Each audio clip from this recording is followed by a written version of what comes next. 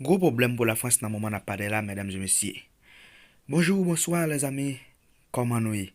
Eh bien, c'est avec un peu de plaisir nous entrer la caillou pour nous porter cette vidéo ça pour. En France, bagay yo très compliqué pendant le moment n'a pas de là, problème gaz, problème manger, toutes sortes de problèmes avec la population hein. Yo même yo endiablé. Population française là, son population qui très exigeant qui pas même gens avec haïtien. Eh bien, nous-mêmes, nous pas fait trop parler dans ça parce que le Parlement est réuni en pile détail, en pile causé, en pile chiripite dans le Parlement et française là. Eh bien, mesdames et messieurs, et n'a demandé avant nous à le temps de regarder ça qui passe la France dans le moment ça. N'a demandé ou même qui pourquoi abonner avec channel là, essayez faire. Et ou même sous faire déjà tout, inviter nos amis, viennent passer en bas channel là pour le cas abonner, pour le cas activer notification, pour le cas joindre toute vidéo nous la gain. Dans ce sens ça, nous passer n'a pédé travail là grandi. Eh bien, nous pas prêter en pile, j'en nous te dit, nous on a regardé ça qui a passé dans le Parlement, pays la France. Mesdames et messieurs, bagay yo très compliqué, les mondes changé, monde là apprend l'autre dimension, mesdames et messieurs. Moi content pour nous avec nous. Eh bien, on a regardé, étendez, ça qui a passé dans le Parlement français là, mesdames et messieurs. La France se bloque. Depuis quelques jours, des millions de Français ne peuvent plus circuler librement, ne peuvent plus travailler librement. Près de 4000 stations sont aujourd'hui en manque, en défaut de carburant, empêchant nos compatriotes de vivre et de travailler pleinement. Madame la Première ministre, vous avez commencé par nier la gravité de la situation, rappelant ses déclarations clairvoyantes et définitives sur l'utilité des masques. Le président de la République a, lui, avec une formule tout aussi choquante, refusé de s'impliquer dans le conflit. Le faire serait, je le cite, nous faire passer cul par-dessus tête. On croit rêver. On croit rêver face à un tel mépris, face à un tel déni de la difficulté des millions de Français.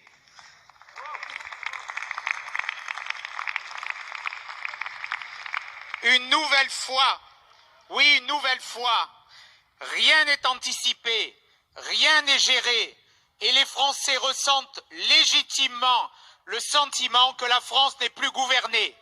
Face au blocage, nous vous demandons solennellement que le gouvernement fasse preuve de responsabilité et d'autorité. Certes, il est plus facile de limoger des policiers que de s'opposer à la CGT. Pour autant, Madame la Première ministre, quand allez-vous enfin débloquer cette situation en procédant aux réquisitions qui s'imposent et que les Français attendent? Merci beaucoup. La parole est à Madame la Première ministre. Merci Madame la Présidente, Mesdames et Messieurs les députés, Monsieur le député Éric Ciotti. La situation que vivent nos compatriotes, en particulier dans les Hauts-de-France et en Île-de-France, est difficile.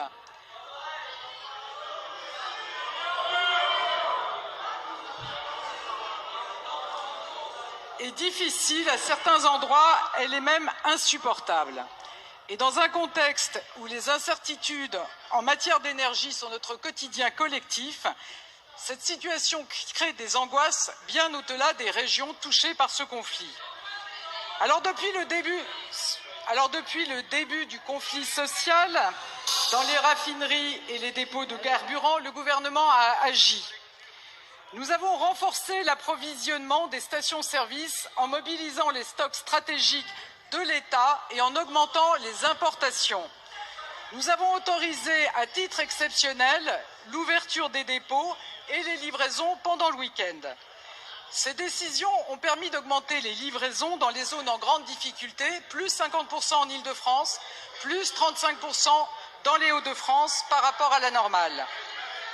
Pour autant, la persistance des grèves et l'augmentation des achats de précaution ont rendu la situation très difficile pour de nombreux Français. Hier soir, au niveau national, 30% des stations étaient en rupture sur au moins un produit, avec de fortes disparités géographiques entre régions, entre départements, parfois d'une ville à l'autre. Je mesure pleinement l'impact sur la vie quotidienne de nos concitoyens. Comme vous le savez, j'ai réuni hier les ministres concernés. J'ai eu par ailleurs à plusieurs reprises les responsables des confédérations syndicales et les dirigeants des entreprises concernées. Parce que je le précise, s'agissant de négociations salariales, ce sont d'abord des sujets qui doivent se régler entre la direction et les représentants des salariés. Mais nous sommes en lien constant avec les préfets. Nous sommes en lien constant avec les préfets pour faire le point sur la situation. Et je veux saluer leur mobilisation et leur réactivité. J'ai par ailleurs échangé avec le président de la région des Hauts-de-France qui suit la situation de très près. Alors, quelle est cette situation? Je voudrais le redire. Des désaccords sur le rythme des négociations salariales ont conduit à des blocages dans des dépôts pétroliers et des raffineries. Le gouvernement appelle à la responsabilité pour dialoguer.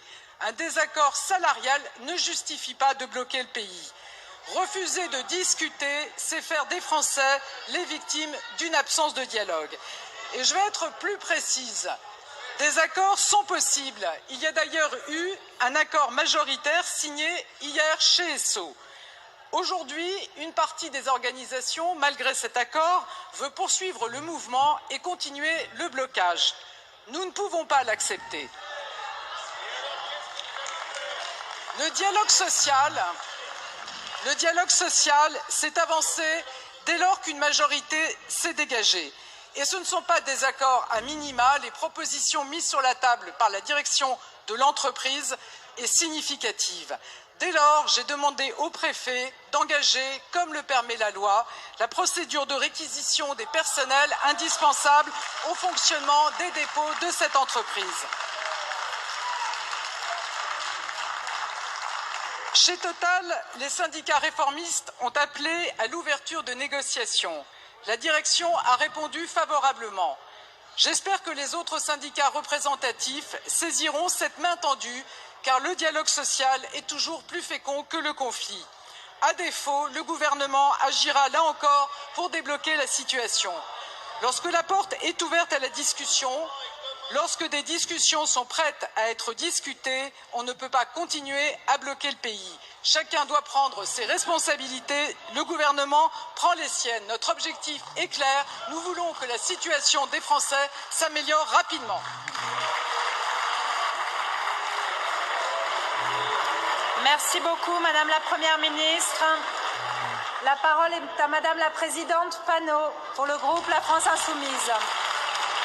Madame la Présidente, Madame la Première ministre, chaos, provocation, violence, blocage.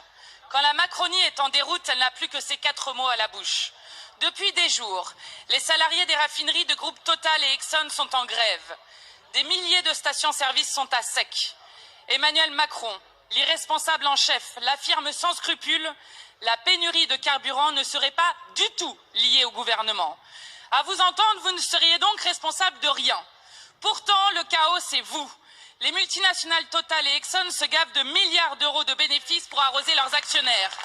18 milliards en 6 mois pour Total, 18 milliards en 3 mois pour Exxon. Mais vous refusez toujours de taxer les super profits et de bloquer les prix. La provocation, c'est vous. Patrick Pouyanné, PDG de Total, s'est augmenté de 52% pour gagner en 1 an l'équivalent de 312 années de SMIC. Mais vous refusez toujours d'augmenter les salaires avec le soutien du Rassemblement national. À vous entendre, tandis que ceux d'en haut s'engraissent, les salariés devraient supporter l'indécence en silence.